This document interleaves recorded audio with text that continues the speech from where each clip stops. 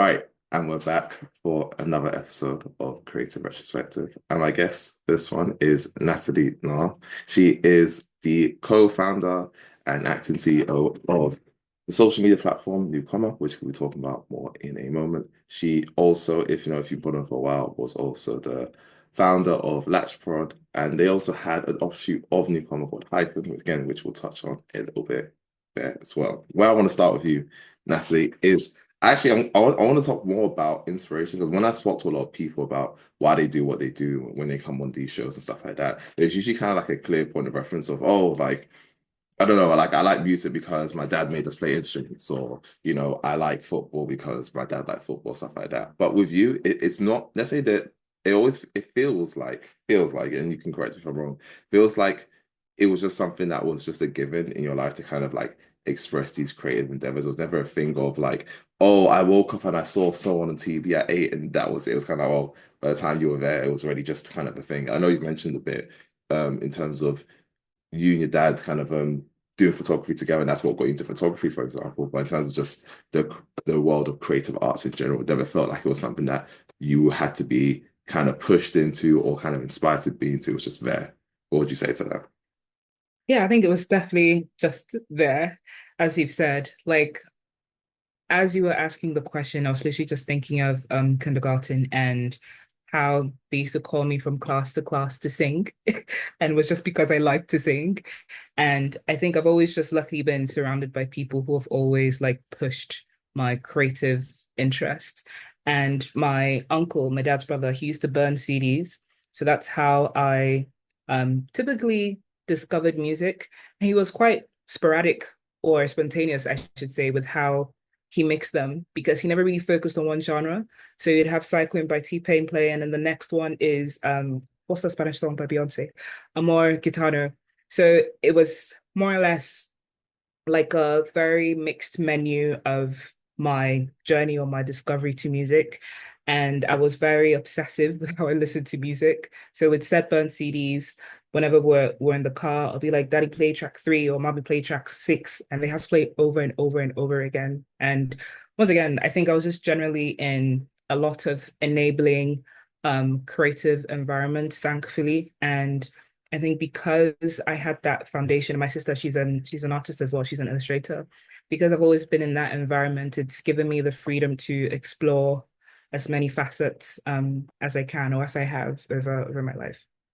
I was gonna say, speaking of which, 'cause I think one of the key things, especially kind of talking about your early kind of beginnings as someone who's working as a professional creative, I think a big part of going your journey is family. And I think the most key component of that, I'd say, is your dad, someone you mentioned quite a lot on social media and your work and things like that. I think one thing that it feels like he's emphasized during your work and any sort of things you've done, because you've done a lot of things in your life, right, is the idea of leverage. It's not just, oh, um, being able to do this one thing. Okay, you've done this thing, but how can you now leverage this thing to your benefit or to see some sort of return? For example, when you wrote your book at like 8, and it's like, okay, how can we get that published, for example? Or Yeah. with Latch Prod itself, okay, like after the argument you had with your dad, that which birthed Latch Prod, okay, how do we kind of okay, but and for the text message that you kind of showed, again, I'll add the link in the description where it's like, okay, right, now you're doing this, here's this, and this, and this. It's never just, oh, it's good for you to just do this one thing. Okay, how can we kind of progress it and make it industrialized, so to speak? Or what would you say to that? Yeah, I think you're definitely correct in saying that my family has been a very big part of the path I've ended up on. And I I guess I refer to my dad a lot because there's lots of like crossovers in terms of how I approach business in general.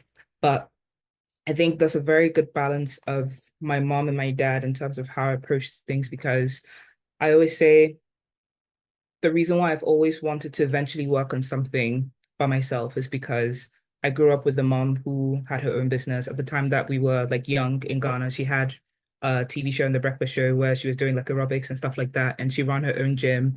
And she was always very empathetic towards like her clients, either like those who took the classes or like those who were doing strength training and stuff like that. And that's one thing I've always taken from her in terms of the people aspects of things. I think my dad have taken more so of the like structural elements of business, although he always tells me that the hardest part of anything that you do, regardless of what industry you're in, will always be the people. So I think in him telling me that, and my mom actually being like a personable woman who is able to blend like the spirit of her personality with how people gravitate towards her and her work, and not even just her, like my paternal grandmother. I used to run this like club when I was young called the Smart Steps Club. And we initially used to hold those meetings at her hotel in Tama. And then eventually we moved those meetings to my mom's gym. So even then as a kid, it was very much like I've got two women in my life who are business owners and are able to extend those resources to me as a kid. Like I was 7 or 8 then. And I think for me, having that visibility in a way that was normal never really put me in a position to question, can I do this because I'm a woman, or can I do this because I'm a girl? Because there were people in my life who were already doing that. And the key point I would probably attach to that is it's I think it's also important for people to be able to acknowledge or realize the privilege that they have in certain contexts. I, for myself, know I am very privileged to grow up in an environment where my parents never really doubted my sister and I's talent and always did what they could in that phase of our lives to ensure that we had explored everything that we wanted to do. And so much of that has informed what we want to extend to other people within NewComma and the other businesses that we have. Yeah. And it's funny you mentioned your mum kind of doing that whole aerobics class. I think for those who are TVC fans, I think that's one of my funniest moments on the show where I think you mentioned like, oh, like your dad was like, this should be on TV, and it and it just was like I guess because kind of before we get to get to you, what was that kind of process like? Because it is one thing to be like, oh yeah, I should have that Lambo. It's like it's not gonna happen, but how does that process kind of go about? I think that's one of the reasons why I referenced your dad is that kind of key kind of motivator because he was the one who said, okay, yeah, this should be on TV, and so on and so forth. Yeah, it happened.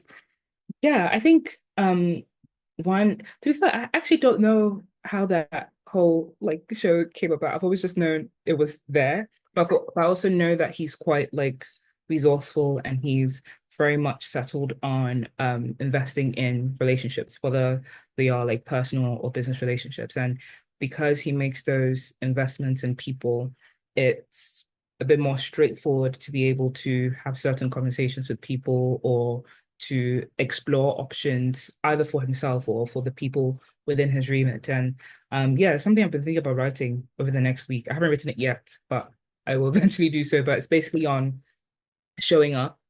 And I think both of my parents are quite good at doing that because they both live in Ghana. And even if it's things like going for a friend's parents' funeral, like 5, 6 hours away from the capital and stuff like that, my parents are typically one of the only people within the friendship groups who would make the trip on like multiple days. And I think for me, making those kinds of I've used the word investments, but it truly is investments in the people that you have around you and the things that they care about that don't necessarily have anything to directly do with you makes such a big impact on um, the breadth and depth of the relationship that they have. So yeah, I do think it does trickle into both professional and personal relationships. So moving on to Latch Prod, which you started whilst you were studying as an undergrad. Yeah. I will leave the floor to you in terms of how the genesis comes about because I think it'll be easy to kind of take that route and be like, you know what, as a result of a pay argument, I am now a business owner. Which seems quite extreme. But do you think this is something that you would have kind of came across eventually, maybe not as an undergraduate, maybe some point in life, or would it have been in the form of what NewComma is today? Talk to us about okay, the motivation behind creating something like Latch Prod. And again, for those who don't know, sorry for to cut you off. For those who don't know, it was basically a contracted agency where, again, you kind of did the whole end-to-end workflow of like I guess, a project. So correct me if I'm wrong. So stuff like copywriting, doing the graphics, things like that. Where a lot of people, that's kind of section. Some people would do copywriting, some people would do the graphic design and stuff like that. But you're doing the whole end to end. So yeah, talk to us about why you felt to do that again while studying. Yeah. I was literally talking about this with my sister a couple of days ago. She was like, how we'll just talk about how I got into like designing in the first place. And I told her it's picnic, like literally picnic. You know that uh website that was kind of a Yes. place where we Hmm. used to like edit stuff. Hmm. Yeah, that's and because I started photography, naturally I started editing and retouching. I used like retouching in some massive air quotes because what was happening was not any form of like professional retouching. But I think then that was like my first exploration of blending like one craft that I enjoyed, which was like photography with your graphic design and friends. And naturally, I started designing my friends' posters for their parties and stuff like that. And in secondary school, I used to smuggle people's iPods home to curate personal playlists for Okay. them. And I think for me, like at every stage of my life in school, um, I picked up like a different interest. And every time I'm interested in something, I'm the kind of person where everyone has to know I'm interested in this one thing. And in doing that, it helped me experiment a bit more because people were almost exploring with me. Um, in that sense. But to tell the story of how I actually ended up starting the business in the first place, you are right in saying that it would have happened eventually. I just think that happened to be the catalyst at the end of the day. Um, Before I went to uni, there's like the classic writing a personal statement, what you're gonna do, blah blah. And I always used to tell people, I'm not too sure what I want to do, but I definitely know it has something to do with advertising. That's what I used to tell everyone. And it felt like the easiest thing to say because it combined everything that I liked and enjoyed at the Right. time. Yeah. So eventually I picked international media and communication. So that's what I studied in uni. And the whole argument started because I wanted to do an internship at Ogilvy, Ghana. And the only reason why I wanted to do that internship in the first place was when I was like 12 or 13, I had a conversation with my dad once again about like what I wanted to do later in life. And advertising like came up and he was like, "Oh, you should read up on David Ogilvy." He got into his journey in advertising later in life. So I guess the whole lesson in that conversation was year 12. You don't need to have things figured out now, but if you've got this interest, this is someone to look up and read up on. Mhm. So I was like, okay, cool. I did said reading and ended up just using him in most of my extended essays. I did IB, so there was yeah, so I did an extended essay on David Ogilvy, and that's kind of made him my reference point for Right. mapping out what I wanted to do post uni. Um, but ahead of then, I just knew I wanted to have an experience before graduating, just so I'm sure this is actually what I want to do. Cool. So I was like, oh, could you help me get this internship at Ogilvy Ghana? Once again, pointed to the whole like relationships thing. And yes, I think probably worth addressing the the nepotism happening here. But anyway, um, yeah. So he was like, fine, if we have this internship for summer, that means you're not coming home for Christmas. And I had just started uni, so I felt like Christmas was like the one time of the year where I could properly reconnect with my friends back home in Ghana. I was in the UK at the time. And it felt like, okay, if I can't come home for Christmas and I'm only coming for summer, then I'll try and get my own money to buy my ticket to come for the Christmas holidays. So yeah, went back and forth, um, hung up the phone, scrap set, and then I wrote the business plan for Latch Productions, and that's basically how it started. But it's funny because I didn't even do that internship that summer. I ended up doing it 2 years after, which was the year I graduated. But it all lined up in terms of timelines because it helped me transition to Ogilvy UK as well. Mhm. And I think when doing my research, it was listed as Project 20 when you're doing the kind of things. What were the other 19 projects that came before I that? literally have that sheet. Um, because I can't remember what 20 means. Okay. If you can see, well, for the audience, Project 20. Right, okay. I think it was 20. I think I meant, I had nothing in the back. Wow, this is the shortest business plan ever. Oh, I see. So my first goal was having the website up for Latch Productions by the 20th of June. And I Right, okay. assume it would be 20 projects that I needed because my goal was to save £3,000 and I put an amen next to it, I guess, to buy my ticket. So yeah. The services were logos, social media banners, event posters, creative consultancy, photography. I had obituaries on here, but the context behind that was so I'm like my sister and I like the family, like the resident family graphic designers, which includes obituaries and like funeral booklets. So if this was 2016, my paternal grandfather would have just passed in 2015. So that means we would have just done all of the Right. like Okay. branding graphics for his funeral. So that's Um, probably why I had that. probably a nice one as a student to throw one there. Yeah. Pardon? Probably a nice one as a student to throw one there. And Yeah. I'm not quite sure why I did that because like in hindsight, I think I could only do this for like a family member. The only other one I've done is for my maternal grandfather. And yeah, I can't imagine. I don't think I can do that for someone I'm not related to because naturally like you're reading all of the tributes, you're looking at Yes, all the yeah. family pictures, like and friends, all of that. Like it's a lot. Even when you know the people. So yeah, I mean that was that. But I also had wedding invitations on this. It's not all like, morbid. But yeah, it had a good mix of stuff that I offered. And I ended up actually before I go into this next bit, is there anything else you're gonna point to, or I should just like go straight through? No, no, just speak for you want to. It's fine.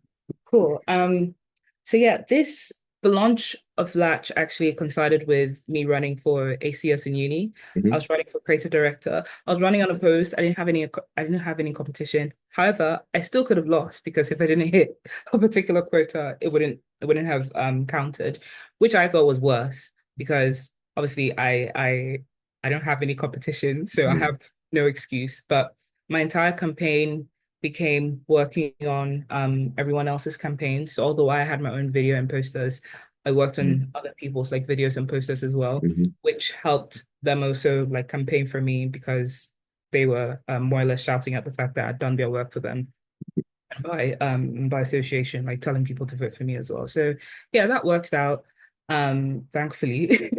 But I think through that role, it also helped me explore my like video editing, photography, graphic design. So once again, it blended everything that I liked and enjoyed in a way that I could control. And that really helped me build a portfolio before I left uni, which helped me apply for the internships I had. Yeah. And it does say again, and I'm gonna check the validity of this, but it does say on your 1 year anniversary of doing this that you worked on over 100 projects. So expand on it. Do you mean in terms of like 100 people, or do you mean literally 100 standalone projects? Let's talk about this. Um, the thing is, I do not remember. It would be very honest because I definitely know that my first slash second year of uni, that this would have been 2016 or 2017 then, Yeah. I was definitely doing a lot because there was like the ACS stuff and then there was the stuff I was doing with Latch with like people I knew in Ghana and then there's also the things I was doing with Latch with people I knew here in the UK and then there were my like personal projects as well. So yeah, I think even in saying this, it's most likely going to be projects, but I think it was a very interesting clash of things because I feel I was also going through quite a few transitions, like naturally um moving permanently here to the UK, being able to question my identity as a Black person, but then also as an African who grew up in the continent. I think there was that whole I definitely I had like two bouts of an identity crisis because it was the facet of who am I as a creative, and that's why I even started Lash in the first place. Like uh in the first series of ads that I did for Latch, I did this write up about how I started this because I also felt like I just needed one name to describe what I did. It doesn't really matter what I'm doing, it's on the Latch. Just know that you can find whatever creative thing I do under that umbrella. So that helped to curb that confusion I had over me having to define myself as one thing. But then the other side of that was more so like cultural and like just general identity led in myself as like an African person or as a Black person in the UK and how people perceive me as a result of that. and kind of like straddling between those two worlds as well. I was literally watching an interview I did in 2017. Shout out to Jude.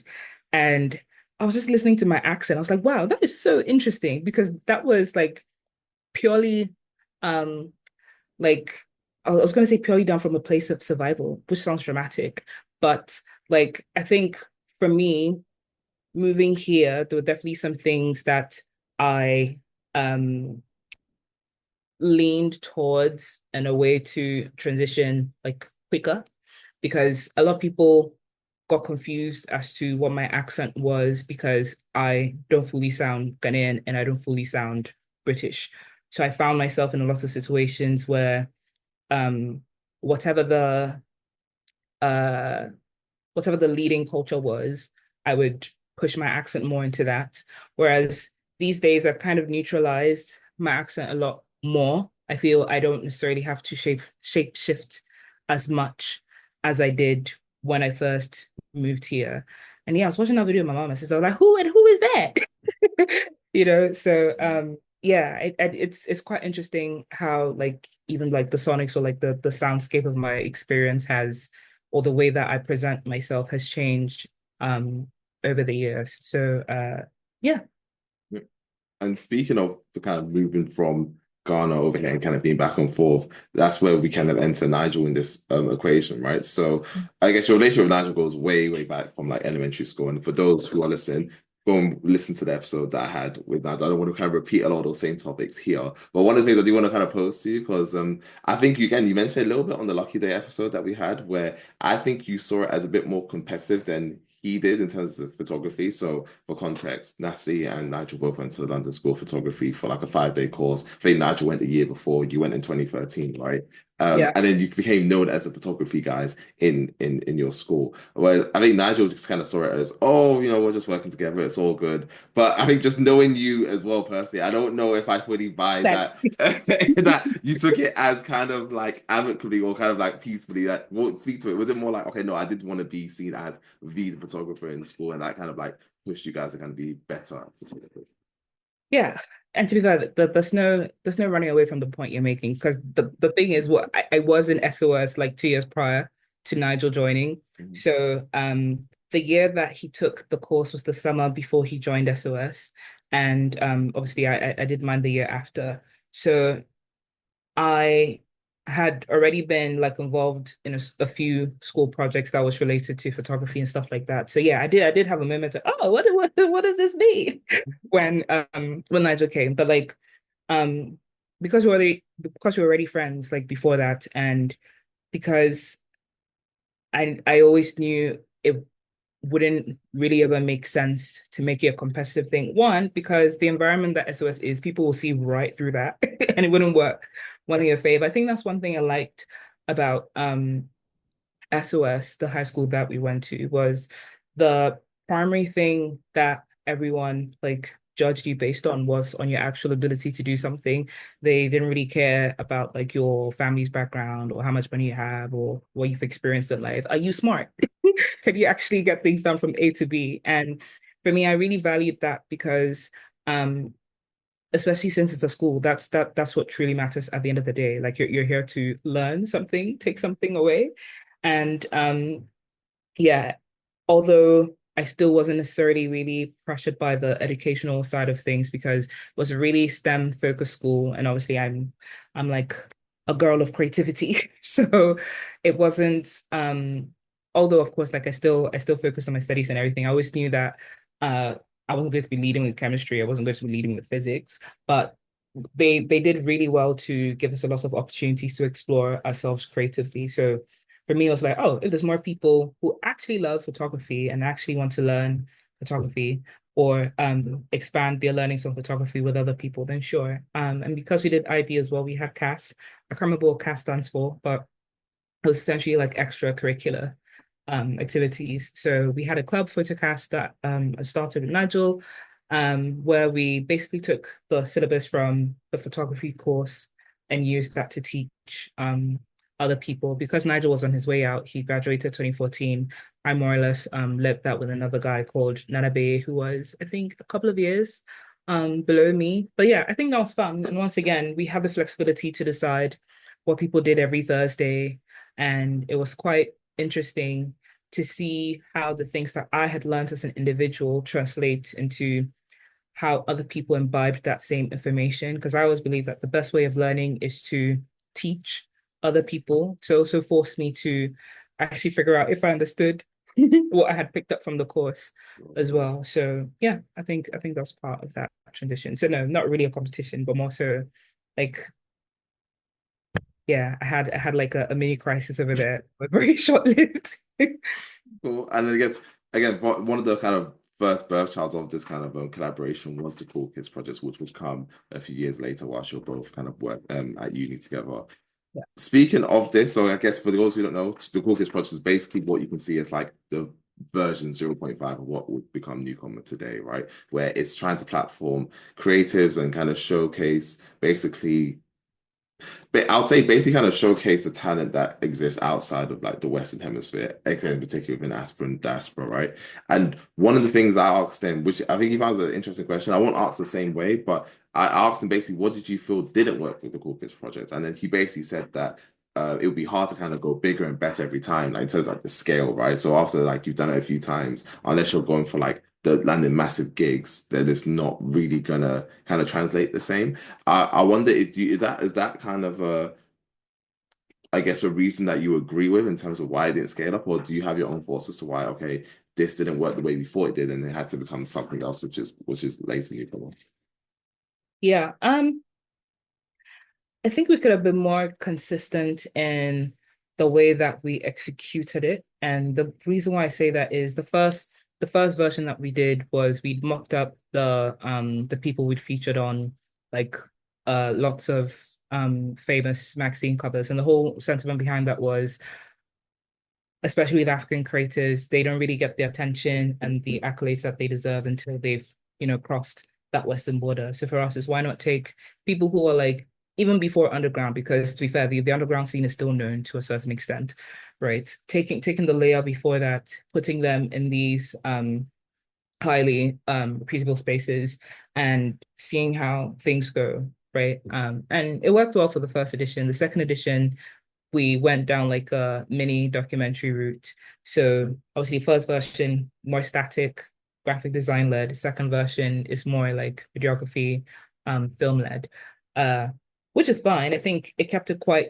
dynamic, but I do feel because we also didn't have a focus on the kind of skill sets that we were addressing, the the narrative didn't have as much pull as it could have had. Because the first version, we had a music group, we had a music curator, we had a chef, we had socialites on there. So like it was a good mix once again. I think I liked how dynamic it was. But then the second version, we had a creative director and illustrator. We actually had two illustrators and one creative director. So they all kind of lived in the same world. But I do feel like, especially because we were now defining our like tone of voice as Yeah, creatives, um, it definitely got a bit murky at a point. So I do think, yeah, it would have come with time, but I don't think it would be something that could feel as sustainable because the layer on top of that has elements of what we're doing in NewComma in terms of spotlighting talent and everything. But since 2012, what we've always been talking about, okay, great, we know who these creatives are, we know what makes them we know what makes them sought after or what makes them special, but we also know what their challenges are, and that's always what we care the most about. It's like, great, we know all of these things, but how do we address the issues that every single creative that we've interviewed or addressed has raised? And if we kept going down the highlighting route, it would just be more people saying the same thing without actually solving the problem. So yeah, I think that's the ceiling that we hit, and that's how newcomer would have come regardless of that, because that would have been a consistent thing that would have been jarring for me. of course. Um, And also, I think another thing that may have slowed things down, as you mentioned. So, a couple of years after Latch Prod starts, you go back to the internship that you wanted to start from the beginning, which is the Ogilvy kind of summer internship. Um, Yeah. I'm not sure if you did it. Did you do it here or did you do it in Ghana? So, I did the one in Ghana. So the format of the Ghana one was pretty much uh my dad got me a meeting with someone at Ogilvy. I can't remember who it was, but my proposal was basically, I'll be here for a month. I don't care what I do. You don't have to pay me. I just want to be here. So they were like, okay, this is like free. So cool. So that was more or less the Ghanaian internship, and that was so helpful because it was the first time I'd been in like an agency environment, like post clarity. Like I'd done a very short internship. Once again, I think that was a week or 2 weeks at one of my dad's friends' agencies. And once again, like the reason why I keep saying that my dad and my parents were involved in all these situations is because it's important to flag how important it is to have access to people who have access. And Obviously. especially I think within like Black African spaces, we we tend to vocalize the end and not necessarily all the stages that got us there or Yeah. all the people or resources that got us there. Mhm. And once again, I do think it's important that I had that prior experience in 2013 because at least I had like a semi understanding of what it was like to work with other people. That's also something I had to aggressively transition out of, especially when we started working in NewComma, because Latch very much solo babe over here doing everything. So I don't have to consult anyone. I don't have to like liaise with anyone apart from my clients and stuff like that. So yeah, um, starting at Ogilvy Ghana, it was even less about the people and more about the structure of an agency and collaboration, from a more objective point of view. And what I mean by that is, um, within Latch, I was doing both copy and design. So I never had to think, oh, a copywriter does copy, a graphic designer does graphic design because yeah, I'm doing both. Whereas in the agency, I had to hand over my designs to a copywriter, or they handed the copy over to me and then I would do the design. So it was very much siloed into different things. And it was the first time I had to come to terms had to come to terms with the fact that seeing something to completion doesn't just involve myself. And Right. I found myself initially getting frustrated because it's like I just want to see it done, but now I'm waiting for someone to hand over the copy, and now someone has to like look it over and all of that, and then it's the amends, and then everyone has to go through their own sets of amends, and yeah, I think that was really yeah, I think that was one of the most important beginnings that I had within that internship. And even just working on like different accounts and everything, I got to um I got to play with the different formats, which was quite helpful for me. But one thing that I took away from that is before I started, I realized that in trying to get to know Ogilvy Ghana, they had no like social media presence at the time. So I was like, oh, um, it's great that I've met you guys now, but outside of meeting you guys in person, like as a potential intern trying to enter, like there was no way of me knowing about you guys ahead of joining. And as much as I'm not a Gen Z person, it was very Gen Z of me to make it my mission before I left within that month to um liaise with like management to create like a Twitter and an Instagram for the Ogilvy Ghana page. And it was purely based on like who the team was and what they did and stuff like that. So I always say like most of my solutions are very like selfish oriented. I was just thinking, okay, for me, if I was trying to join Ogilvy Ghana, what would I wish for their Instagram page to show, just so I know what it's like to work there. So yeah, that's one thing I'm happy I managed to like get out of the way before I left. And I had a very similar format at Ogilvy UK as well, but I feel like I need to give the context of what they experienced Yeah. So before I left. I think that one was kind of through the pipe program, right? So yeah, talk more about that. Yeah, so my experience at Ogilvy Ghana and Ogilvy UK are completely unrelated, but they happen Okay. in a very similar timeline. Right. Okay. So I can't remember what month I finished, but let's say I finished, let's say I did the month of June at Ogilvy, Ghana. I applied for the pipe in at Ogilvy, UK a week after. Right. So it was literally like back to back, and they had their whole process of like obviously interviewing the interns and stuff like that. So that was 14 of us, or 14 interns over 9 months. And around like the third or fourth month, they were like, I hope you're having a great time, but we're only hiring five of you guys after this. So yeah, there was like a shift in the energy. Um, after that conversation, we had an exhibition like midway through the internship, and I guess that was their way of determining who would be full time. And for myself, I was once again in another identity crisis. Like Natalie is doing ideation. We're all doing ideation. So I naturally fell into that, but I was also leaning towards production since I had my background in design and friends. And um, I was just in a position where I was not quite sure where to place myself because they had curated a lot of the program around the ideation side, which I was like, okay, cool, this is great, but it's not really where I'm trying to be at the moment. And there was a manager, I think, no, it wasn't Chris who told me that. Chris and Alex were my managers, well, eventually when I was full time. But there was someone in the office who told me that just pick a department, make yourself furniture, literally just keep going there every day. And by the time they have to hire someone, I mean, like you're already there. So they might as well. So me and my friend Gabs, she ended up being my creative partner. We ended up liking social and content. So we did exactly that, made ourselves furniture. We even had like we had our designated like spaces within their work area and stuff like that. So people got to know us. They got comfortable working with us as well. So when it came to recommendations and stuff, Natalie and Gabs would be like names that would pop up because we're already working on their project. So that transition from the internship to full time definitely helped.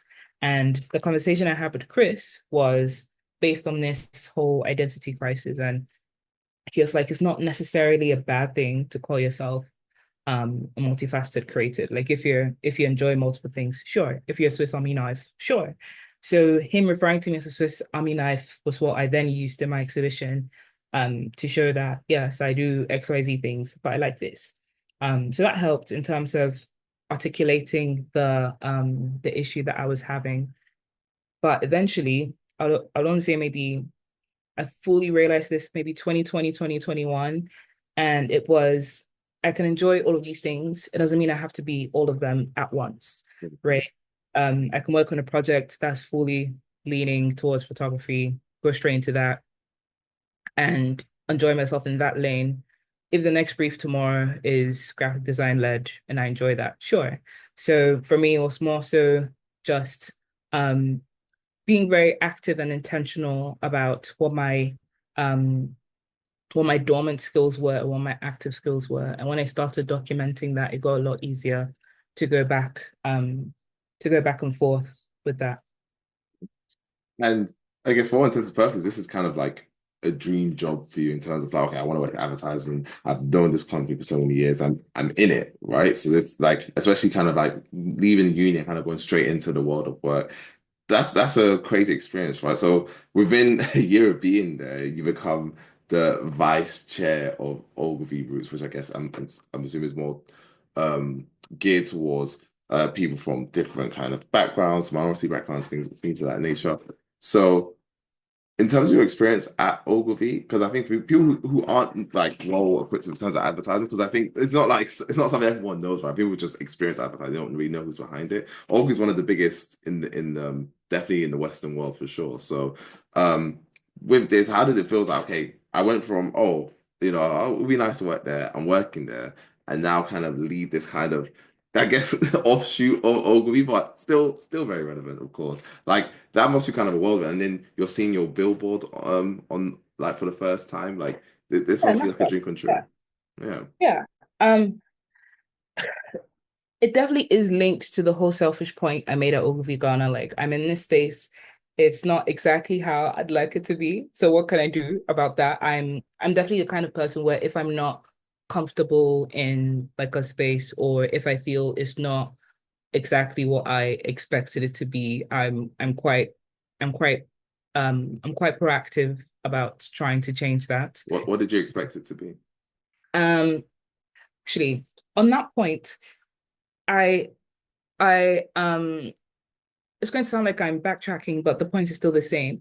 I actually expected it to not be what I envisioned it to be in terms of just by the mere fact that this is going to be in the UK, that there are going to be trickle down effects of or trickle down reflections of what society is, which is fair. They might be generally accommodating of Black African people, but even if people aren't doing it intentionally, you are still going to feel othered. If you are the only Black person in your team, as much as they're nice people, great people to work with, you will still feel like you are on the periphery sometimes. And sometimes even in being in a welcoming environment, that kind of what throws you off. And what I mean by that is I felt like I was always explaining my life to other people, especially since I didn't grow up in London. It would be things like, oh, so what do you guys do for Christmas?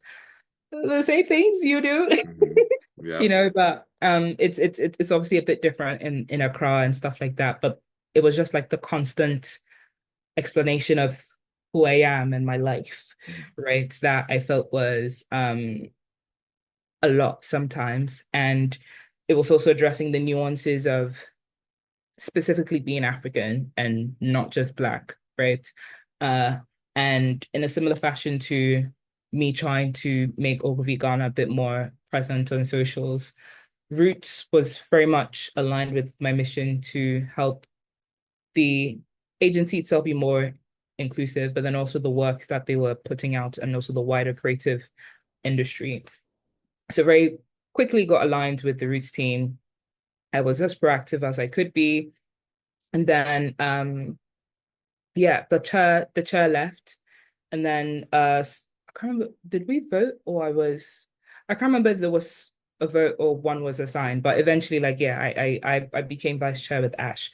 And for me, it was very important to acknowledge the fact that there were Ogilvy Africa offices that also existed. Yeah. And I found it so surprising that there wasn't a lot of like synergy within like across like the UK offices and those in the continent. So for Black History Month, I think this was definitely pre BLM, the pre-resurgence of BLM. So this was 2019.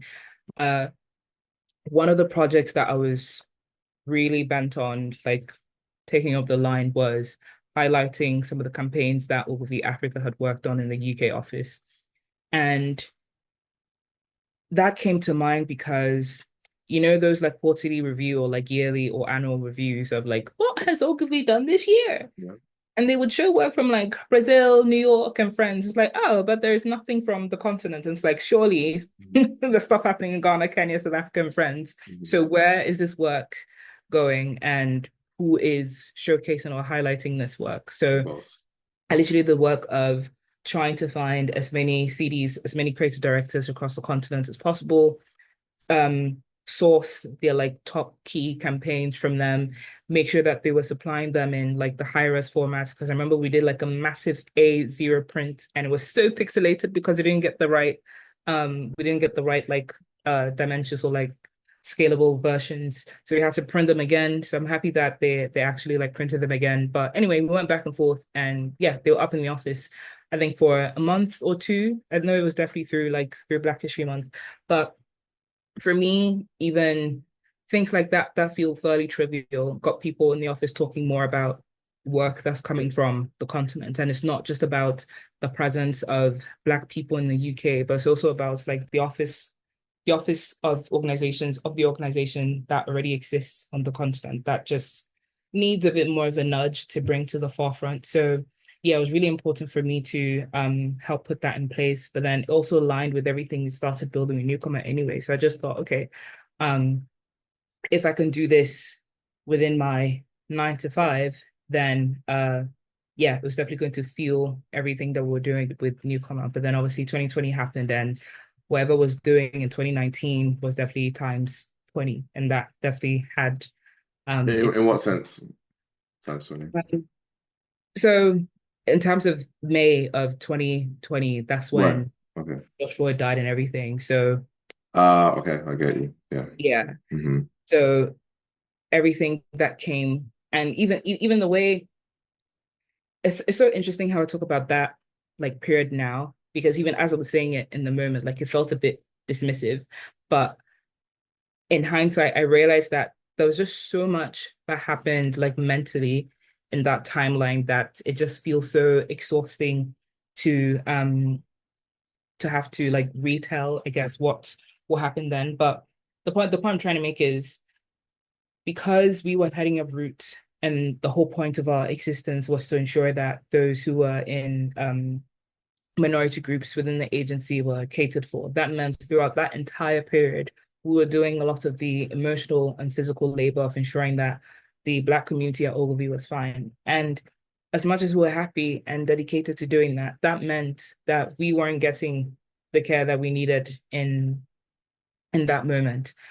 And yeah, it went on for like almost 6 months. Um, and yeah, it just felt like I I feel like I should have been more um specific about what my boundaries were in that scenario. But at the same time, I've never been in that scenario as Course, well. yeah. They Mhm. had never been in that scenario before.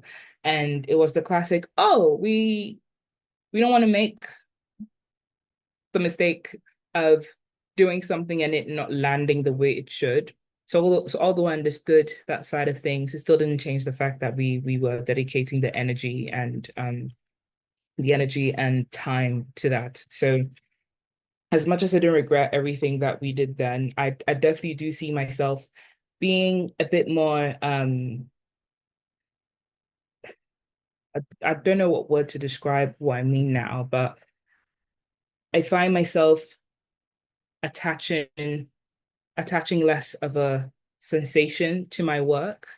I Mhm. think then it was very much more focused on highlighting the period that we were in and the urgency of the work that we're doing, right? And I eventually got to a space where this work will always be important, this Mhm. work will always be urgent. Right, And of as a course. result, there shouldn't be heightened situations where um, if you're choosing not to focus on this on the 2nd of July, 2025, it means you don't care about it, right? Mhm. Because it will still be just as relevant to work on it on the 10th of April, Mhm. 2035, right? Mhm.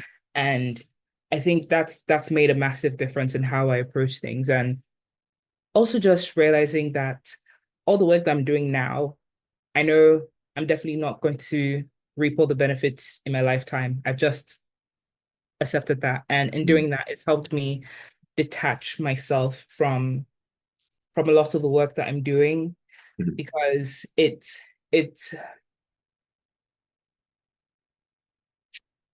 yeah, I just feel like it helps me be fully dedicated in a way that isn't self-serving. And I Right. feel quite a few people fall Yeah. into Because this. you're not focused on what it does for you, just kind of focused on doing it for doing sake or for the purpose sake, right?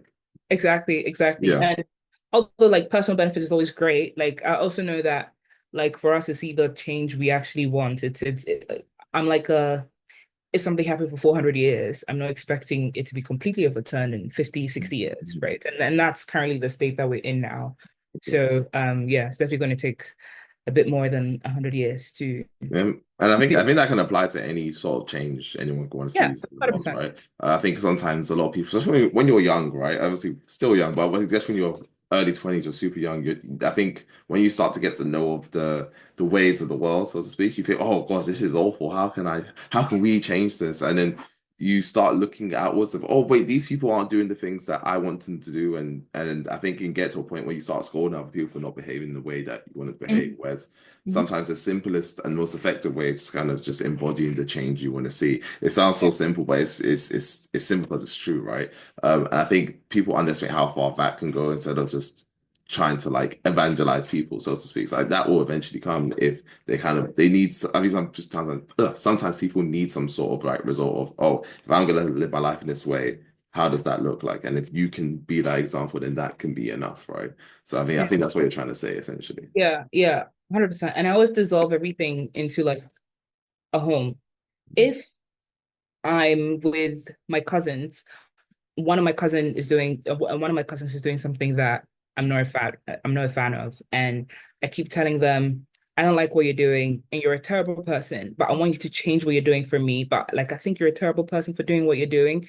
There's no way my cousin is going to change what they're doing because I'm coming to them leading with the kind of language that would make them feel defensive anyway. And so, But if I'm kind of taking everything in bits, like, oh, I kind of didn't like the when you like shoved me the other day.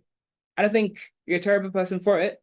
I did think what you did was a bit mean or rude, but mm, we can move on from this. It's fine. And then we keep taking things in like bits, but it's also not to assume that my cousin is necessarily a reasonable person. There are some very unreasonable people um in the world, that's granted. But I do think that there are many instances where we've definitely bitten off a lot more than we can chew. And that's the helplessness that especially a lot of like Black women in the US were feeling like post elections. I'm not going into all of that, but I definitely did resonate with that sentiment of we've done everything. Everyone else is kind of messing it up for us, so we're not going to do anything ever again, right? And I did feel that exhaustion in like 2022, 23. Like even when certain things got heightened again last year, I did feel like, okay, I've dedicated most of my adult life to solving this every day. So I'm not going to overly exert myself emotionally into one particular highlight when I know I'm going to be doing something tomorrow morning that's addressing the same issue. of course. And again, just to kind of keep it going. So the fact that it feels like you were given kind of a lot of agency at Ogilvy, right? And I think it would be fine to say, you know what, this is where Newcomer kind of takes off and you leave to kind of do Newcomer full time, but that's going to come in like another 2 years after you leave Ogilvy. So with kind of, again, being exposed to all these brands, and I'll tie it in with the kind of the birth of Newcomer, but being tied with all these major brands, right? Like, for example, Mata or BA or Axe or stuff like that. That for a lot of people, that's just, you know what, it's good just being in that room. So if when I'm doing the things on the side, I can kind of bring the two together. But you decide to leave. Why leave such a prestigious company? It's before going full time, it's like, no, I'm gonna go find a different job. Why leave there? Yeah, I'm trying to think of the most diplomatic way to phrase it, but one thing I will say is Alex, who was my other manager in my department, and was the manager I moved with to my new agency, was definitely the right person to be speaking to at that time. And I remember, like in terms of one of my side missions at Ogilvy, I just used to like talk to him about other things that I was interested in. And it's so funny because I had a call with him last week and he had cited one of the pitches I sent to him in 2019. But the reason why he brought it up, and this was Bacardi, I basically had this whole proposal for Bacardi because um this artist called Idunsi had a song called Star Signs. And somewhere in the chorus, he had referenced Bacardi. And that's when actually, the altar scene kicked up more so 2016, 2017. Mhm. But um, 2018 was when that project dropped. And I started like conceptualizing everything more so 2019.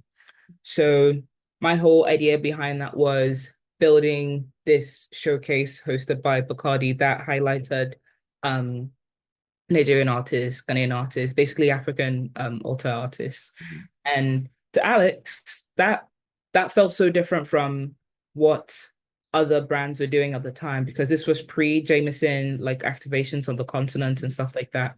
And although like Guinness and Friends had already been like referencing and obviously MTN had already been referencing African creativity and stuff like that, for me to be pitching that to a UK based agency for the altar or the altar scene in the diaspora felt especially fresh to him then. Mhm. And because I'd literally built like 6 versions of the deck that I had sent him, Now, the point that we were about to pitch Bacardi, that's when lockdown happened. So obviously everyone's budgets got Okay. slashed and that. So um that project never came to life. But in me having that conversation with him that happened outside of the context of my work as a full-time creative, Mhm. it it made him pay a bit more attention to what I was doing because in having that Bacardi Odunsi conversation, I eventually like started talking to him about NewComma and what my plans were for that. So for him, it was like, oh, okay, if this all lives in the same world, that sounds really cool, kind of thing. So then it just made more sense to explore another creative environment before doing it full time because I was doing social and content, which is very much it leaned more into traditional advertising, whereas the agency I moved to Belinda Loboy was more so influencer advertising. And for me, I just wanted to get more insights on what was happening in the same space, but then in a specialized pocket. So when he moved and I moved with him, it it kind of aligned with what I needed to do with Newcomer eventually for 2023. Cool.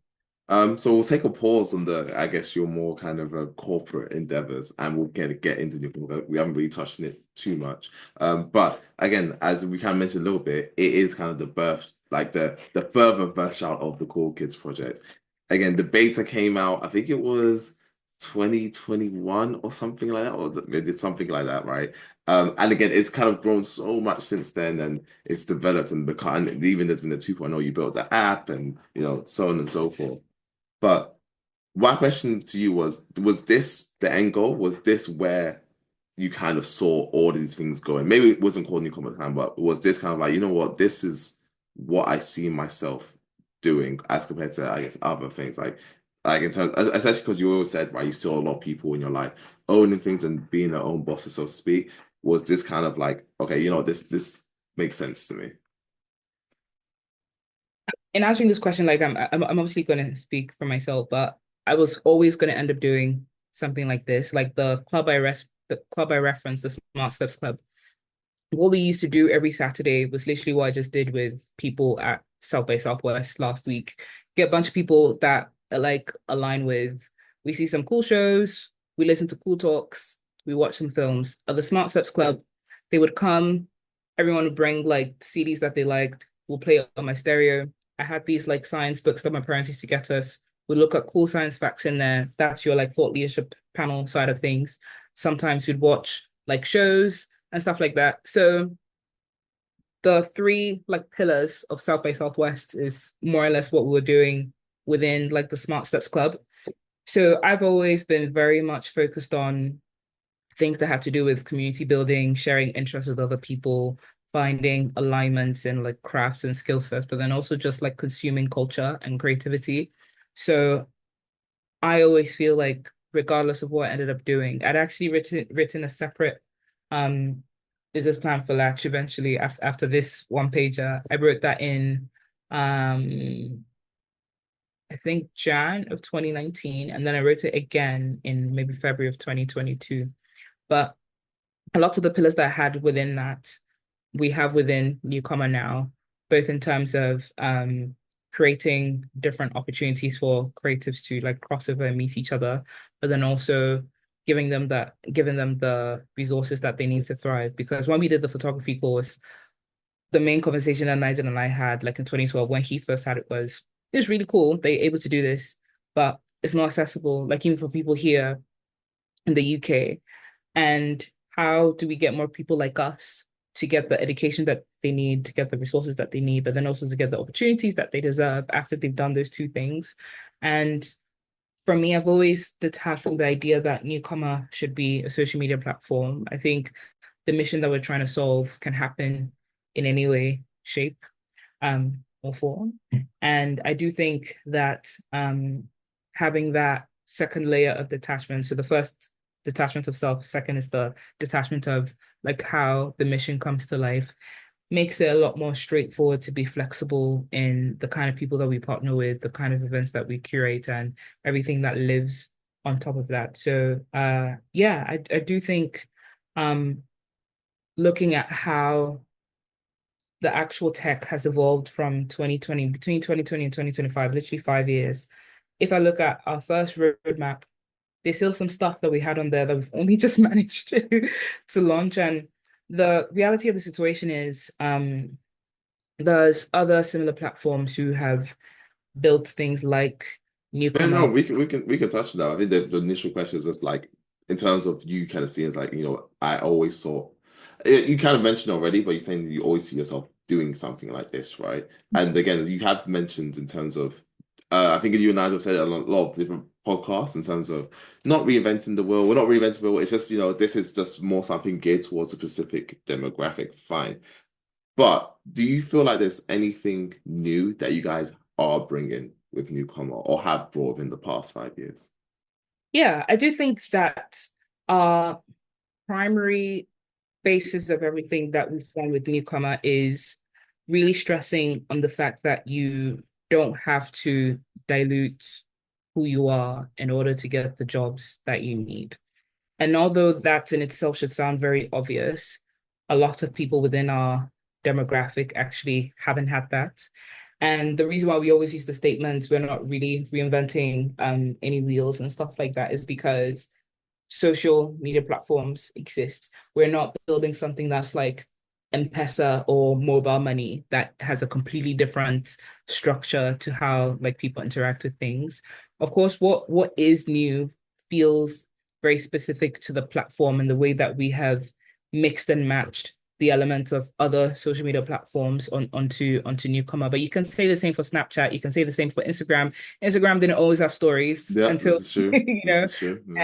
and there's literally threads. Instagram never really had a Twitter-esque UI or Mhm. functionality until like Elon and friends decided that they are doing whatever it is that's Mhm. happening there these days. So I think for us it's just important to be very cognizant of the fact that yes, there are new elements like the way we've introduced our digital memberships. And the reason why we've done that is because a lot of people, we spent the last 2 to 3 years building the actual comma community, and that has come through like events, the monthly micro grant that we have, and stuff like that. So a lot of people knew us for those things and didn't actually realize, oh, these people have an entire social media platform, which was intentional to some cases because we were still building out the tech because we don't have like millions in the bank. We had to really be intentional about how we built the platform and how we phased out the features. So now that we're at a stage where we have a really solid basis of both the tech and the community, want to bring those two worlds together. Yes, you can assume we do events, you can assume we do grants, you can assume we do all of these other things. All of those things still exist, but now they're also complemented with the digital platform that we've built. And by building something like Newcomer, for us, it wasn't about dismissing the fact that the offline or real life experiences weren't important. We do see and value that. So in this membership that I don't think there's anything you can pay for on Instagram or Twitter or LinkedIn that will give you like very direct real life experiences in terms of what you're paying for within that membership or subscription. Whereas I think the new element that we've added here is within this digital membership, you're able to, of course, get your typical premium features on the platform. But we're also launching this Comma Connect partnership where with that same membership, you can get discounts on your favorite African brands, restaurants, workspaces, studios, and stuff like that. So it feels like an actual ecosystem as opposed to saying, okay, you're paying for the tech and you're paying for the real life experiences. So I do think that's truly the most unique aspect of Newcomer outside of obviously our demographic and our focus on them. Cool. So there was a moment from the Nigel episode. 'Cause again, these two episodes will be interlinked, in some way. But there was one part, I think it was actually the title of the damn episode, where when you're trying to find funding for the platform, right? Because of course, building the app and having a whole kind of social media platform costs money. So when you were kind of going out to investors and pitching the idea of Newcomer, there was one person I want to kind of get your side of the story where a woman said that the idea of NewComma was too hard, uh, which sounds crazy. Even when I was listening back, because again, I didn't really expand on that. But did she actually say what the difficulty lied or laid in terms of a build NewComma? Can you expand on that session? Verbatim, that's what she said. And you know, every time I think of that email, like I think the first thing I will say is Nigel and I are both petty people, but like in very different ways. Mm, I'm I'm usually like petty about like wider scenarios, but Nigel can be very focused with his pettiness, which I think is a good balance to have mm, because there's certain things where there's certain situations where I feel like I have to neutralize Nigel, and there's certain situations where Nigel has to neutralize me, mm. which is great. But I do think that the reason why we reference that email so much is that it's obviously going to be hard. So we need money, you know? And I think the the reality of building something like NewComma is it will take a lot of time, effort, and energy for it to become profitable. Like even looking at Twitter, they started 2006. They only really started getting some element of profitability in like 2021, 2022. Yes. And that's because platforms like this are really only valuable once you have people on there. Without And people, advertising, right? A lot yeah, of money for exactly, advertising, yeah. exactly. And hitting that critical mass, you need advertising. For advertising, you need money. And once the people come on the platform, it's also expensive to keep people on there, to keep your servers up and everything. So it's a very big juggle of um knowing what you need, but then also having the resources to execute them. Like I've been telling people over the past 6 months, like if you gave me X amount of money today, I know the exact 5 people I'm going to hire next, not even just the skill set or the role, like the person. I know exactly who I'm going to hire. And I think for us, we've just been like in a limbo of balancing our there's like our personal sacrifices, there's the sacrifices of our team, but then there's also the sacrifices that the people already at NewComma are having to make as well. And I think it's just being very realistic about what it takes to build something like this for the demographic that we're building it for. And the reason that's and the reason why we can't really detach ourselves from that is that's just a very real reality of us not just being Black, but then being African, where the funding climate for us is very much dependent on what people think about DNI these days. And for us, although we've never really led with the DNI lens, as far as we're Black or as far as we're African, people on the other side who are writing the checks are going to be looking at us through those lens or through those lenses. And as soon as something changes, it could be something that has nothing to do with us.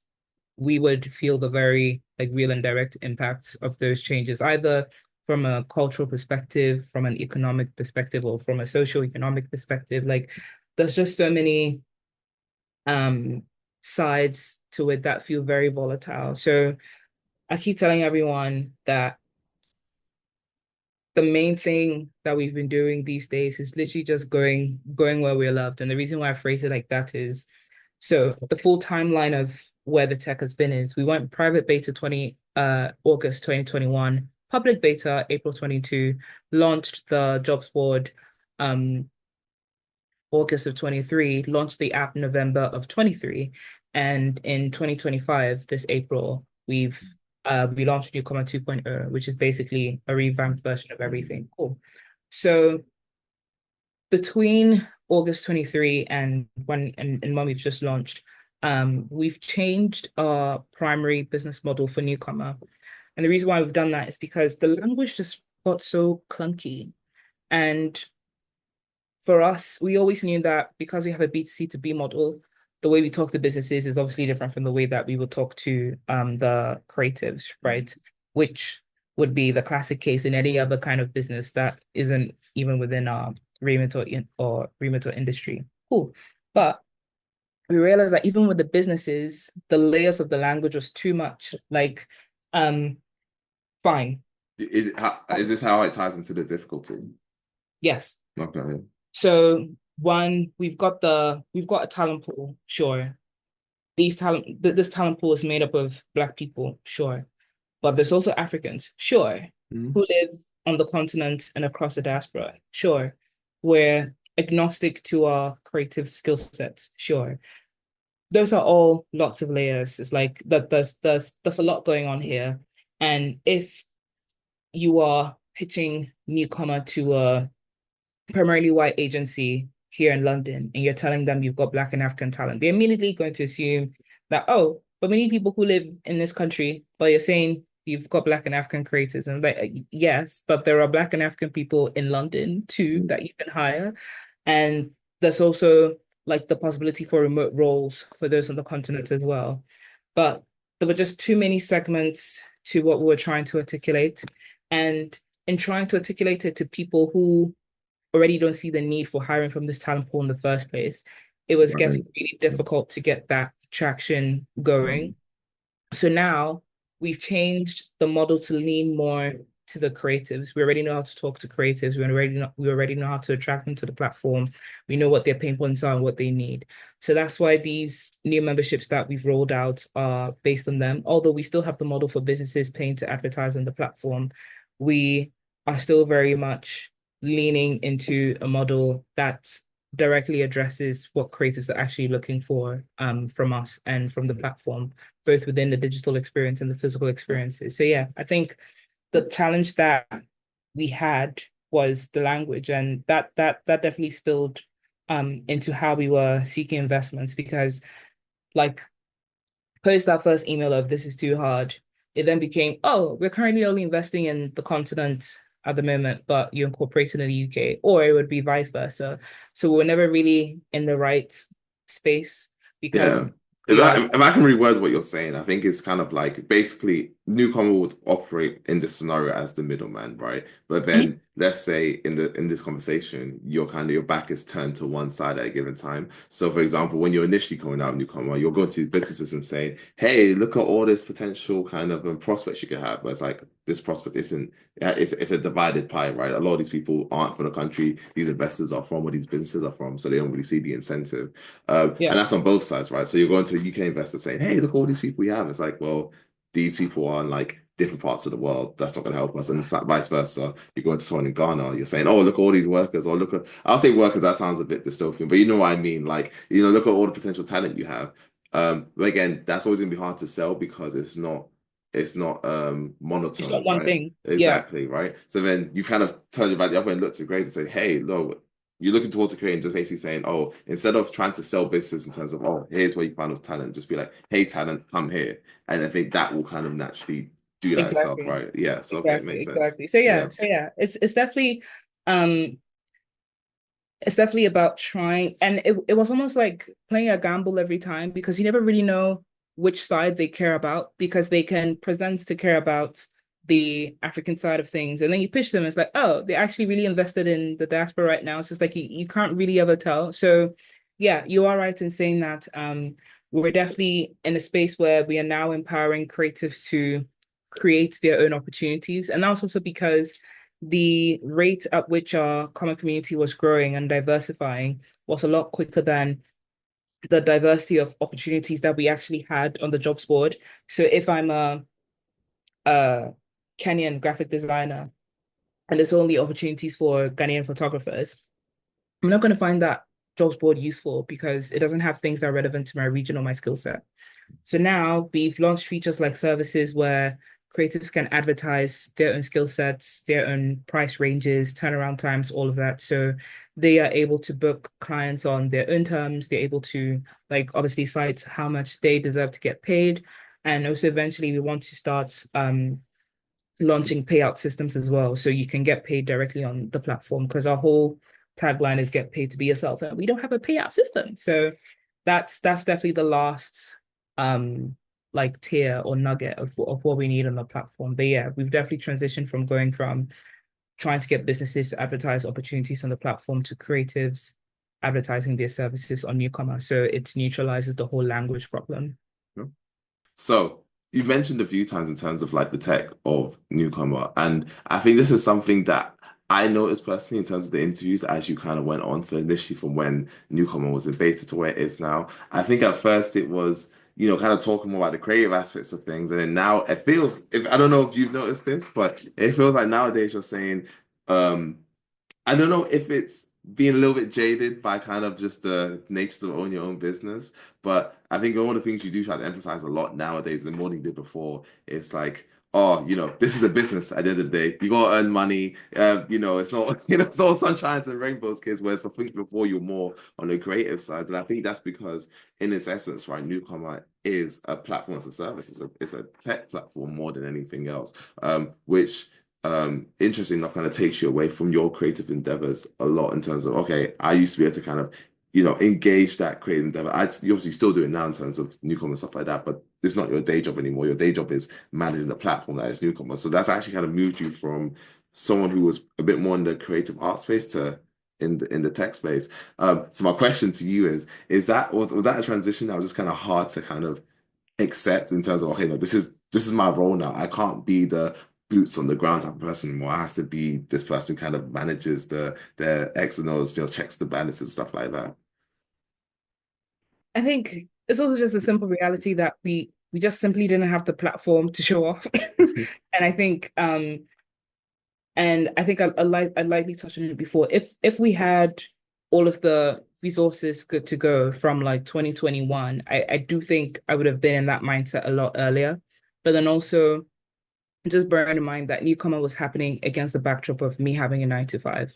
So as much as we've been set on everything that we wanted Newcomer to be from the beginning, I very much had another commitment that I had to like see literally between like 7 and 8. I've added my commute time to that time frame, and then obviously Newcomer in the evenings. There was literally a time where we had our team scrums on Sundays and Saturdays, and every time we would have meetings with people, it would be past 6 p.m. just so we knew it wouldn't clash with any work calls. So like even with something as tiny like that, in terms of the times that we had meetings, it put me in a space where it's like, okay, it's great that we're building this, but it's very much like something that isn't taking up my day. And post, I would say March 23, when I was transitioning into going full time with Newcomer, I I very much had to put myself in that position to see Newcomer as a business because it would be the thing that would be sustaining my life as a person as well and in my team. And that's definitely the stage that we're in now, transitioning out of I think we're definitely still in that like transitional phase, like knowing that Newcomer is a business that needs to be profitable at the end of the day, needs to generate money, not only to keep itself sustainable, but then also to provide the opportunities that we've said we would be providing for the creators as well. Since our whole model is literally helping people find jobs and opportunities. So as much as we are extending that to other people, that very much has to include ourselves as well. And a lot of that trickles into Hyphen. I think Hyphen is probably what helps still keep me mentally, creatively sane because if not for Hyphen, every single creative output I would have would be Newcomer related, which can get quite like exhausting since I technically do everything Mhm. um brand wise on that side. Was it tough? So again, so for context, so Newcomer kind of acquired capital from SFC Capital. I think it was a couple of years ago, and one of the requirements was for you to kind of work full time on Newcomer. Was it hard to kind of leave that all behind in that sense? It was like, okay, you know what, I'm this is because for all intents and purposes, obviously this is no this to Nigel, of course, but obviously I'm not as close to Nigel's career, right? Because he was more in the finances, general corporate world. You were kind of as much as Newcomer is related to what you did before in terms of your active role, it's not as related, so to speak. Yeah. But you went from, okay, I want to kind of work within the creative space, do graphic design. You did very well in it. You was in Empower 100 back to back. You're working at Ogilvy, doing all these things, and now you have to kind of just park there. Was that kind of tough to let go? 'Cause I felt like it was like the start of a budding, quite a prosperous career.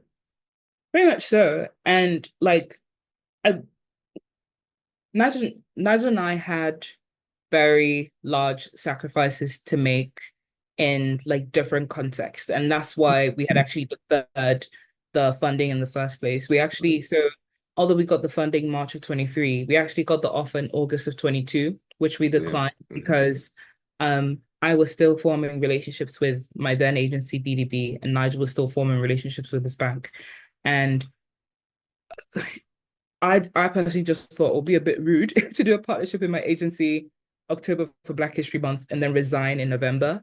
And if there was any chance of like doing any like follow-up like partnerships with them, it, it, it would be a bit more awkward to do so. But outside of that, I just felt like I had a bit more to learn.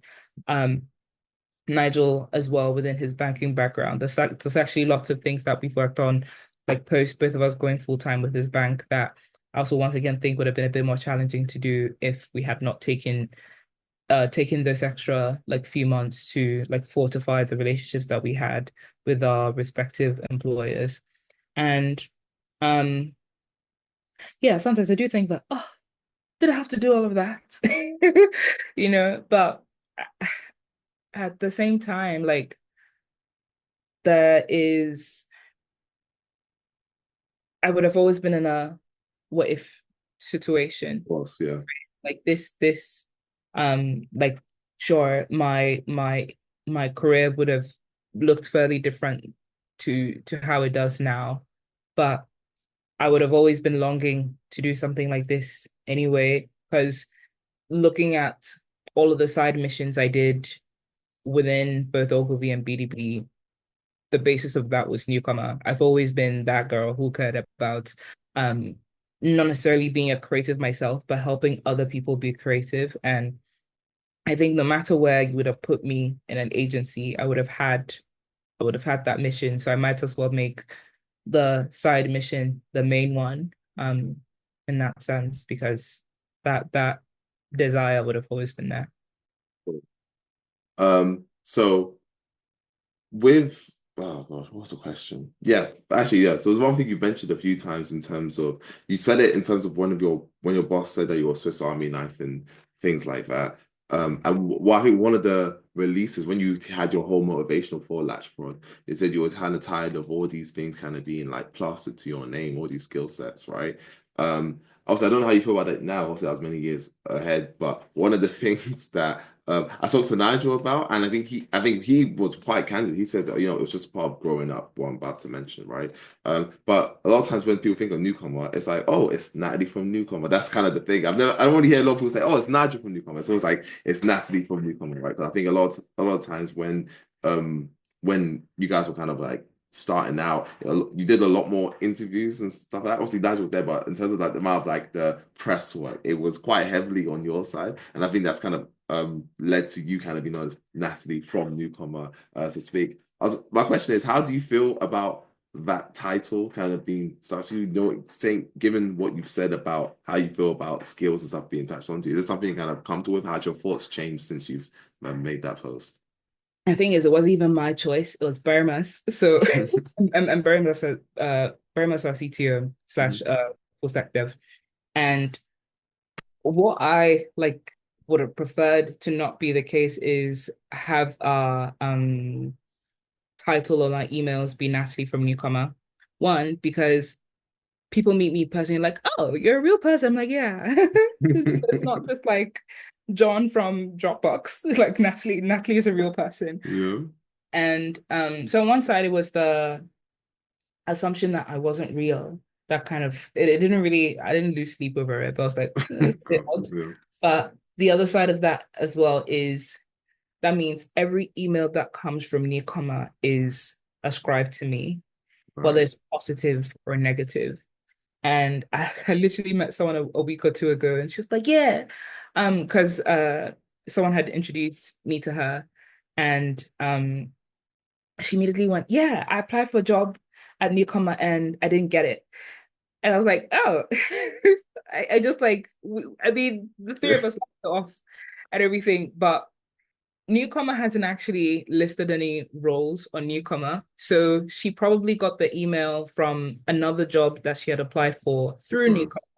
But because the email tag was coming as, and that's something we tried to change on SendGrid for like many months now. Anyway, um, but because the rejection email would be Natalie from NewComma, Ah, see, yeah, blah, yeah, blah, yeah, blah. yeah. So it feels very much like you did it. And it's like Yeah. I had nothing. It had nothing to do with it. Um, so yeah, it's just stuff like that that kind of threw me off. But like to actually answer your question, um, no, I don't. I feel it's also just been a case of um what was relevant to do at the time because when Newcomer first like um took off in 2021, well 2020, 2021, 2022, I was still very much in my Ogilvy space. Yes. So I was very good at riding the coattails of the press I got from them. So it's like, Mm, oh, do you remember you featured me on X? This is what I'm doing now. So do you want to feature that mm, too? So eventually, like one will exhaust mm. all of one's like PR contacts and stuff like that. Um, but outside of that, I think was also just more so, I'll say from 2022, we started moving away from press, mostly because it got really expensive and the conversion rates just wasn't what we were looking Of for. So course, yeah. moved more into paid media, we moved more into events, we moved more into like content creation. And Nigel leads with the content creation. So his face is more so like like more recognizable now. So people know Nigel from the videos and they might have known Natalie Mm. from like the press that we did before or like the content stuff. So yeah, I think it's more so just like our transition away from press and our new format of sharing what NewComma is that kind of has more of a spotlight on Nigel than myself. But I'm very much focused on like the back end creation now. So 95% of the video edits you see from NewComma are from myself, all of the branding from myself. So I still very much live through the creative identity of NewComma. I just don't really have my face in front of it as much. Right. Well, that's something you guys, it feels like both of you, both you and Nigel, sorry, kind of both struggled with that at different times within the kind of newcomer timeline, where it felt like earlier on Nigel struggled with it a lot more, and it feels like he's a lot more comfortable now, where it felt like you were fine to do it, and then now it feels like, I'd rather be kind of off, kind of doing the work. But you think that's fair to say? Yeah, I think that's fair to say. I think it's also just been like a case of I've got a Canon Mark IV. Anyone who owns a Canon Mark IV knows it's a chunky ass camera, one to lug around, one to like film with. So every time I'm using my camera, it feels like a proper production, and I don't need all of that. Especially if you're using it for like TikTok and friends. TikTok, you're better off with like the slightly less polished kind of content and stuff like that. And although Instagram still leans towards like the more polished content and everything, Nigel shoots with the Sony Alpha, I think is an A7. I can't remember what he shoots with, but he's got a more like travel friendly camera. So he's more able to like pull out a camera as and when, da da da. And this was just down to like stuff like every time I have to get in front of a camera, I just have to like it's even the tiny stuff like making sure I have my makeup done, blah blah, all of that. It's just like super long from my side. Although like I'm trying to be a bit more intentional about content. But then also I think for me personally, it's also just wanting to be very intentional about what my personal brand looks like attached to NewComma. And that's because I've already gone through the phases of my work being my identity. Latch between 2016 and 2019, 2020 was my identity. People didn't really know what I enjoyed outside of work. And every time they cited something they'd seen from me, it's work related. Mm. And I felt like I was also using that to mask from people because if you're talking about work, you don't have to ask about me, right? Of course, And yeah. it helped keep that barrier to the people who actually wanted to learn about me. But because newcomer is so embedded into like creative expression, like I'm definitely moving, especially like post 2022. Yes, I refer to my life in timelines a lot, but like post 2022, I think I definitely wanted to get a bit more intentional about what I liked outside of work. So I started going to concerts more. Like I started playing the bass. I've always liked exhibitions, but I started getting a lot more intentional about the exhibitions that I visited and stuff like that. And like even now, like with swimming and everything, those are all things that people can cite that Natalie likes or enjoys doing that have nothing to do with newcomer. And of course, like as far as there's any kind of creative or media consumption, it will eventually lead back to work. But at least the interest or the joy of the experience in itself is what people can cite um outside of what it points to as me being a professional. So yeah, that's the current phase I'm in, using spending a bit more time laying the ground for that and then pointing that back to newcomer. Because yeah, I do think I don't want the thing between us and a competitor being Natalie is again in front of a camera and Nigel is again Oh, in front yeah. of Yeah. a camera. That's just the times we're in now. Yeah. So yeah, definitely need to lean into that game. Course. Before we kind of talk about 2.0 and kind of close out, I think there's the one topic I kind of want to broach with you as someone who worked within the design space. And it's something that you mentioned again, you mentioned South by Southwest, and you kind of mentioned it on your newcomer platform, but I'll pose it as a scenario and you'll kind of get the gist of it as I go on, right? So I just want to know what your thoughts would be if this scenario had happened, and it will kind of open the topic of discussion. So the scenario goes as follows, right? So let's say there is a person from Namibia or so, right? And they're selling art on the newcomer platform. They're selling art, so that they're giving and receiving work on this platform. And they've been doing this for, let's say, 6 to 8 months, right? Then it comes out that it's not a person from Namibia, it's a bot. A bot was doing it the entire time, right? So there was no person, the whole profile was fake, the picture was fake, the graphics that they did was all kind of contrived, sorry. And again, it's not, and even if let's say this person won the creative fund, the person who won the creative fund was not the person that you thought you were giving it to. How would Natalie feel about this situation? I have a follow-up question. Who created the bot?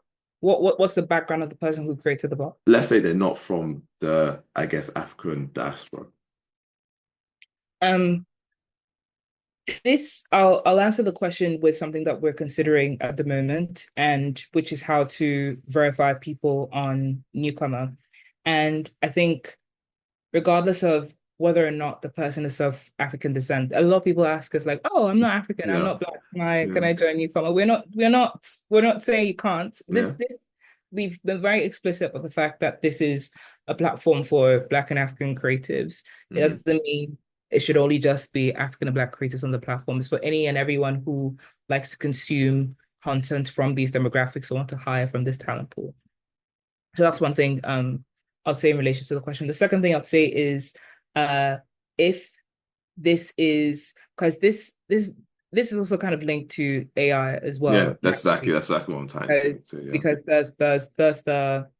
there's a whole notion of ownership and IP. If someone creates a bot, like technically is the author of the bot, the true owner of the IP, blah blah blah. There's so many layers that sit on top of that. I I personally don't think there's a finite answer to that question, but I will say if it does turn out that this bot was like impersonating someone else who actually exists, that's obviously a completely different Yeah, scenario well, where no, yeah, of course, it's a different that would scenario. be rescinded. But I do I do and will say that will be like a tricky situation to navigate through.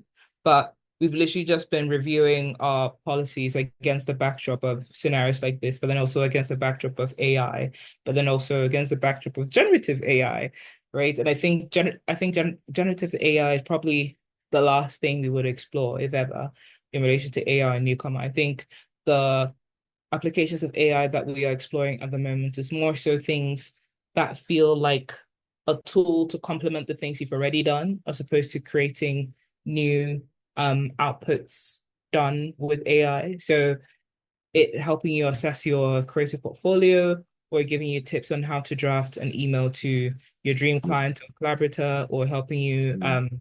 assess the talent that you've already shortlisted, stuff like that. But it's not we're definitely not edging towards the using AI to help you generate an image to post on NewComma. I think that's we want to spend a bit more time understanding what creators want out of AI first. But yeah, I think that is a valid question to ask. But long long story short, it would not be preferred. Okay. Um, and I guess in terms of the field of work in general, in terms of, I guess, user experience, user interface, graphic design, where do you kind of see it all going right now? Because I guess with what the kind of scenario I'm pointing at in terms of, okay, what role does AI kind of play within the space? Because one of the quotes she said was AI doesn't steal IP, it provides a sustainable way to scale. But in the scenario you just said, I guess someone could scale by, going on many different newcomer variant platforms and scaling their kind of bots to kind of leverage work. But it always feels like there's some sort of moral or ethical line that you're kind of battling with right now. Yeah, yeah, yeah. And I think it's not just myself, it's not just newcomer. The industry is Yeah. going through this fence right No, of now. course, yeah. Like 90% of the panels at South by Southwest like mentioned Yeah. AI and what it means today and how people are going to be like embedding it into their platform Mhm. or their workflows. And so yeah, I do think we would fall into a lot of contradictory like scenarios and implementations over the next few months and years until like we collectively determine what regulation looks like. I think that's part of the reason why it's a bit hard to like draw the line because regulation surrounding AI just isn't as extensive as it could or should Yeah. be at the moment. So yeah, it's definitely just bouncing back and forth between my personal like moral and ethical lines there. It's interesting because on one of the kind of new series that Natalie has was the Mind Your Business series where it kind of feels like you're reflecting on NewComma as an endeavor and kind of your career. One of the things you talk about is inspiration trap, but you don't talk it from an AI point of view. You kind of talk it more from a corporatism point of view, which is fair.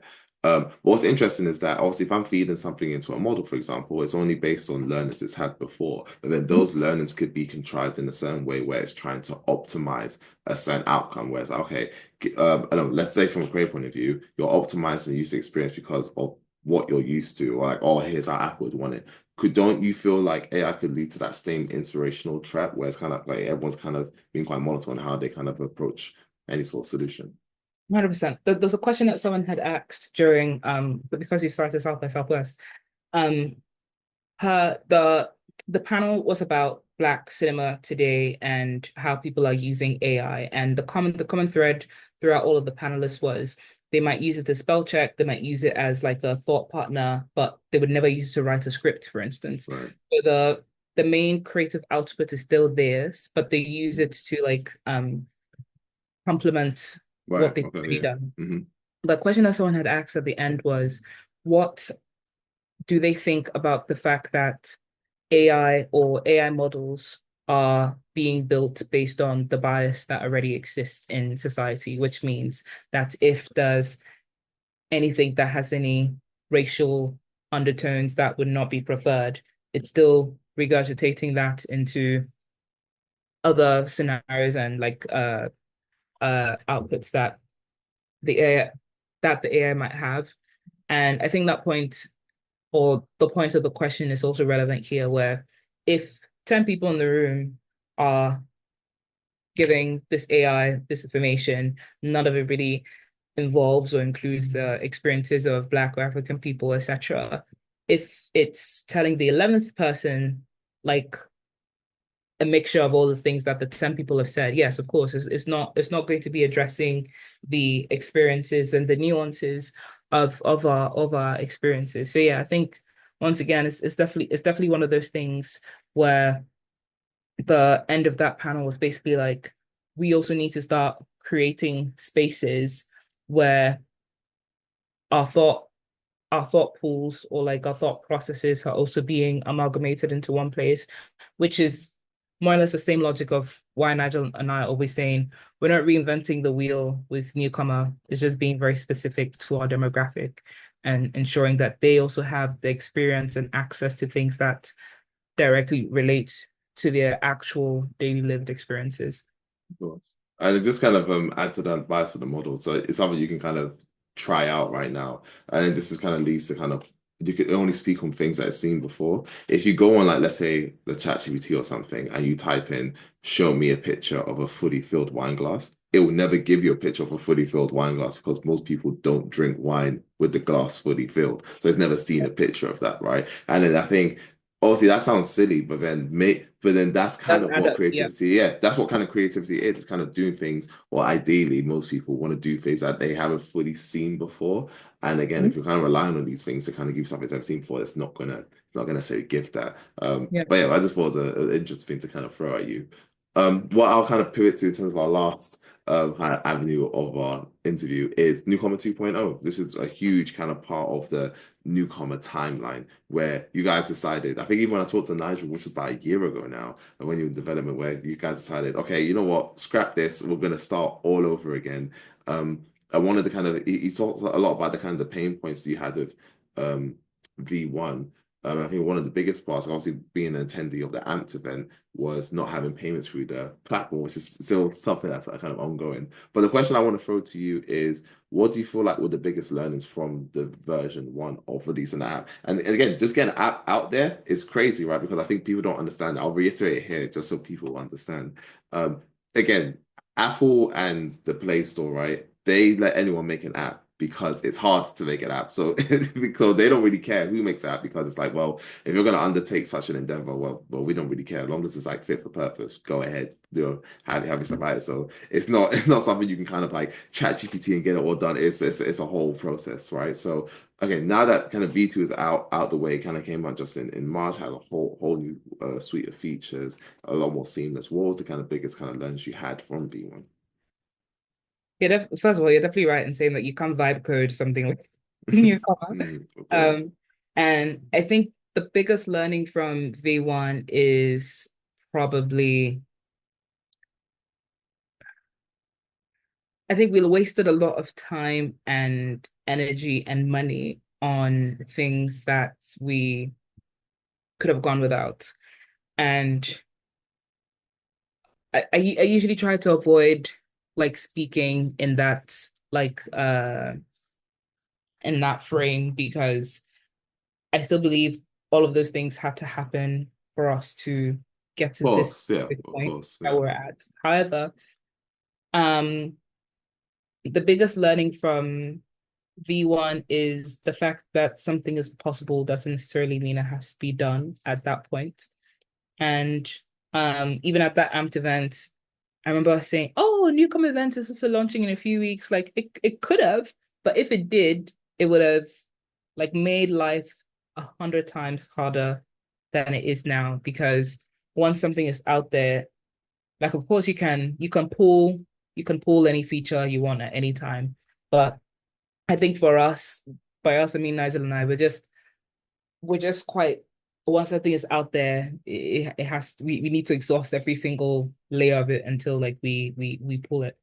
And events is just one example of something that is probably for the better that we didn't launch that then. And that's because the fact that the fact that newcomer can be any other the same way Facebook is any and everything. You've got Facebook Marketplace, you've got the feed, you've got all of these additional features. Now Meta, they're doing metaverse now. They're like they have WhatsApp. They're like, who knows what else is like under this whole universe, right?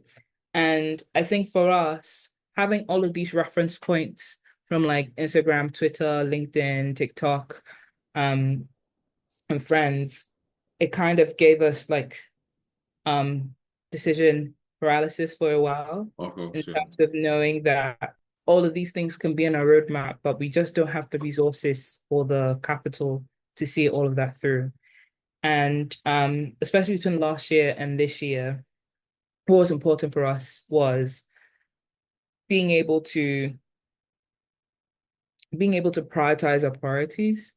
And for us, it just came down to this is simply what we have to do now. It's not even having the luxury of, oh, let's experiment with this, let's experiment with that. No, what needs to be done this month and what can we afford to get done this month, right? And what that meant was everything that we did work on had to convert.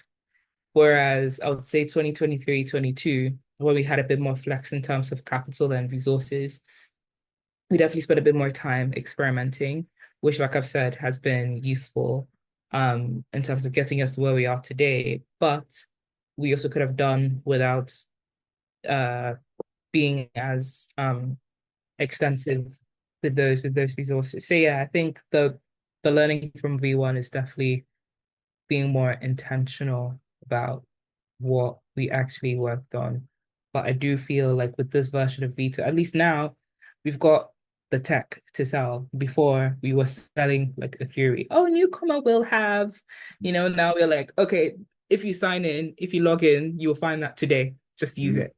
Mhm. Right. So yeah, that's probably the the the most relevant transition between V1 and V2. In some ways, it kind of feels like, when an artist makes their first album, but they're still not that big yet. And then they have that kind of massive jump in popularity between, let's say, the second and third. So they use their third album as like a reintroduction. Is that kind of how you see 2.0? It's like, okay, this is just us reintroducing ourselves as an ideal. Yeah, a few months ago, I actually said that it felt like right before V2, it felt like, or right before 2.0, it felt like newcomer in that state was like Burna Boy's African Giant in the sense that Yeah. everyone has everyone everyone has an understanding of who we are. And now we should be big, but why aren't you big yet? Like, why haven't you done what you need to get big Mhm. yet? Mhm. And it's like a running thing that we get with people as well. It's like, oh, I love newcomer. Why haven't I heard about newcomer before today? And it's like, oh, because you need quite a few things to sell newcomer. And so at least I've accepted that once people find and use newcomer, they enjoy and see the value in it. I think our key focus right now is just getting what we need to um go to that next stage of people knowing who we are and like having that user retention, which is soon coming.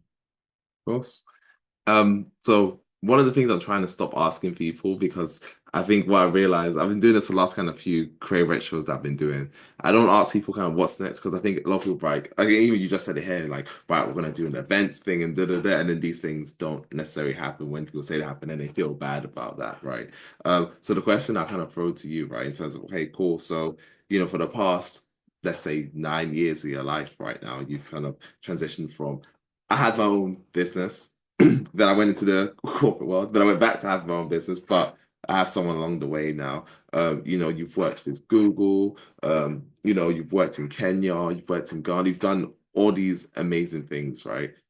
So, with that being said, what is Natalie thinking of right now? What is she thinking about right now in the future? I think my focus for the next year and a half, like I'm at that approaching 30 phase of my life. And I think my focus right now is making as much time and effort to be a creative myself. Because so much of the last 5 years have been dedicated to empowering other people to be creative. I've definitely had pockets and moments of times where I've lost that in myself. So I will say for me as a person is doing exactly that, like doing things that define me as a person outside of NewComma, because as much as I will eventually explore other ventures that complement NewComma and not necessarily replace it, there needs to be a running thread through all of that. And I kind of already know what that looks like, but not everyone else might know that yet. So it's just um having the meet in the middle. At the end of this interview, do you have any final messages? Is there anyone you'd like to shout or say hello to? Um, first of all, well done. Like, as you know, I enjoy like the series in general. So it's nice like being on the other side of that. You're quite like intricate with your questions, so that I do appreciate. Who do I want to shout out? Oh, I think I will shout out my sister because me pointing to other things that we're working on. I think she's been a consistent creative partner in my life by virtue of being my sister, but we never actually like formalized that into anything. So we are working on a project now that I'm really excited about because um I always say I'm such a big fan of her work. And I always love saying that because it's not even subjective because I'm her sister. Like she's actually really good at her work and like her visual or artistic expression. And so I'm really looking forward to translating my love for her and her work to life with this project. So yeah, shout out to you, Naki. He does it.